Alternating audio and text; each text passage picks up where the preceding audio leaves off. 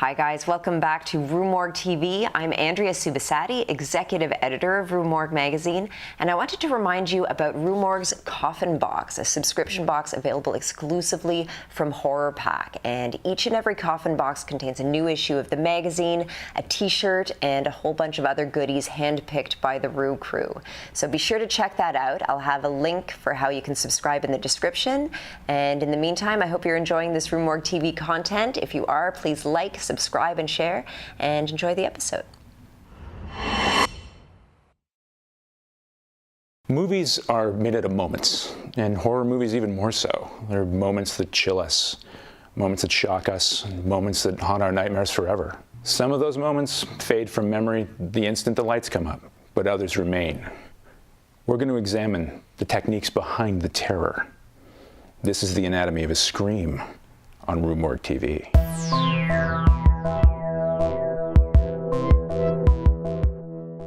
I've been writing motion pictures for about 20 years, and I've done every job on the crew that you could have. I've been an art department PA, and I've been a development executive, and a few years ago I directed my first film, a horror/crime thriller called Devil's Mile.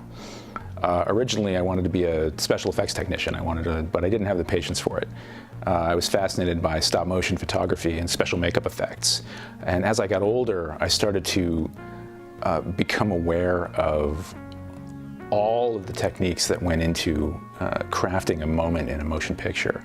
What is the thing about a moment that makes it special? Is it one thing? Is it a magical alchemy of components? Is it a vision? Is it an accident? What is it that makes a classic scare versus just another boo, startled moment? My first impressions of Halloween, the impact it had on me, was very personal. It resonated with modern audiences because it felt familiar. You recognized the people in it. It was not some fog-shrouded forest somewhere. It was home. And there is some potency in that. Like even Michael Myers himself, the look of him is deadly simple. There's no, there's nothing hugely elaborate about that face. He's almost an abstract in the film. And that abstract, the human brain hates abstraction. It needs detail. And when it's presented with an abstraction, it fills in the detail itself. And that's when scary gets very personal. Halloween was scary at the time because it was very much a movie of the time. In the early mid-1970s, we had coming out of the horror of Manson and Vietnam and Richard Nixon and Watergate and all of these like huge social uprisings and changes. By 1978, when they were making Halloween, Vietnam was over. The troops were coming home. And they weren't coming home whole. They were coming home with psychological trauma. They were coming home broken. And John Carpenter and Deborah Hill made a movie about horror coming home. For this anatomy of a scream, I've chosen the very first scene of Halloween. It gives you a huge amount of story in a very short period of time. And it does it using, for a low-budget film, incredibly ambitious techniques. But because they're so skillfully deployed, you don't really notice the technique. You just feel the film. You feel what John Carpenter wants you to experience. And that's always been his real strength as a director. He's a camera-forward director. He uses the camera to take you on a journey. And that's especially true here. So we're coming out of the instantly iconic title sequence with John Carpenter's unforgettable Halloween theme. And we're already off center because we've had this anxiety-inducing 5/4 time crazy music playing at us. But now the music is gone, and we're presented with silence coming out of a children's rhyme. It's not in the script. I don't know where this actually originated. I don't know who these kids are. It's not even indicated whether they're part of the scene or not. It's just all atmosphere. It's all scene setting. So we come up here on the now iconic Myers house. This was shot with a piece of equipment called a Panaglide, which was pretty new at the time. It was a prototype Steadicam, and what it allowed the filmmakers to do, as you can see here, is to move with incredible freedom, and this really hadn't been done before.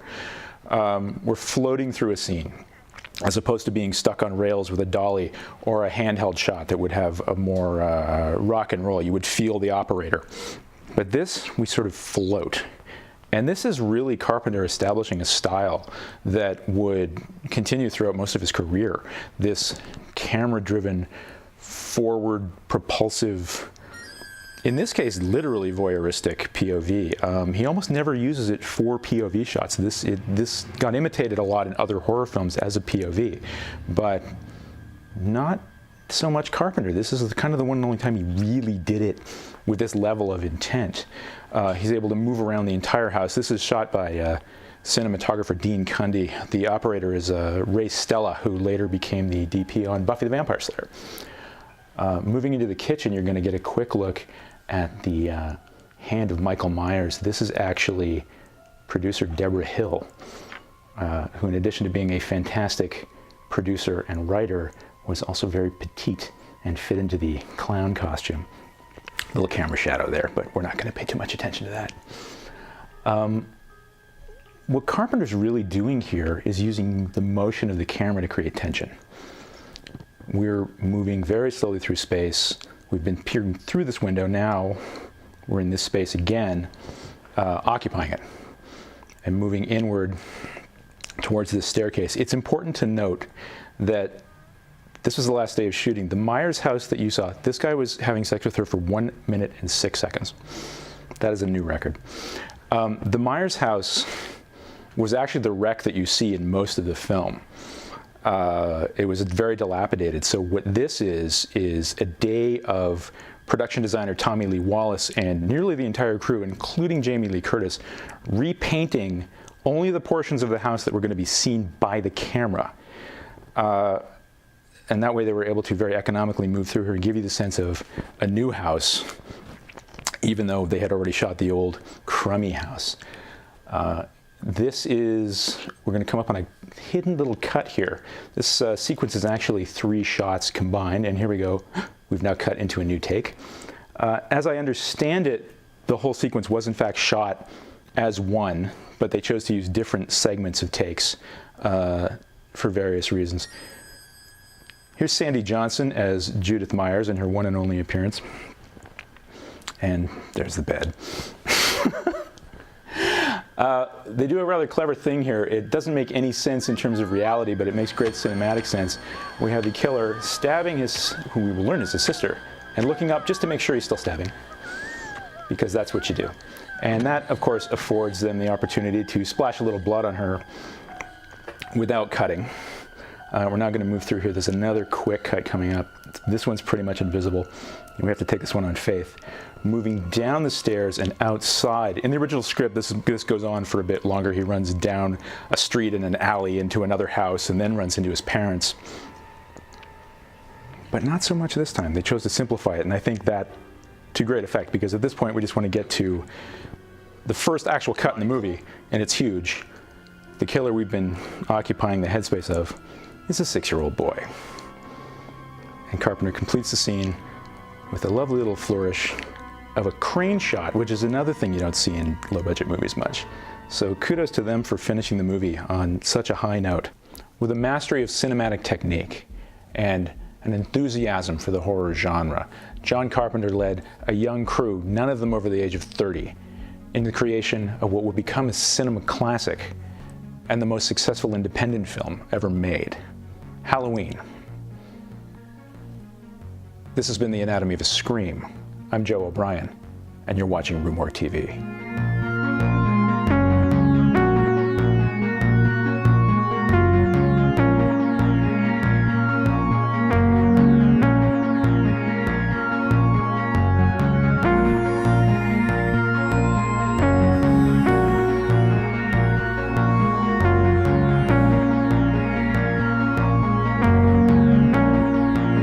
Movies are made out of moments, and horror movies even more so. There are moments that, sorry, going again.